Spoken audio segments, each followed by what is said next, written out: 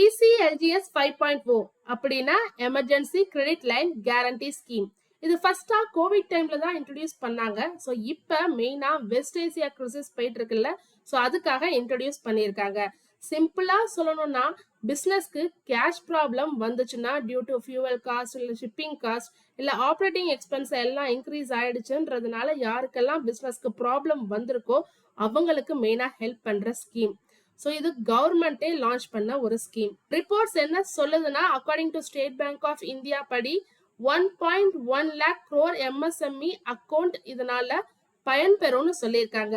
மெயினா textile companies, transport business, exporter, small factories, Jet, Akasa, IndiGo, Air India இவங்களுக்கெல்லாம் மெயினா ஹெல்ப்ஃபுல்லா இருக்கும். ஏன்னா ஏவியேஷன் செக்டாருக்கு செப்பரேட்டா சப்போர்ட் கொடுக்கறதா சொல்லியிருக்காங்க.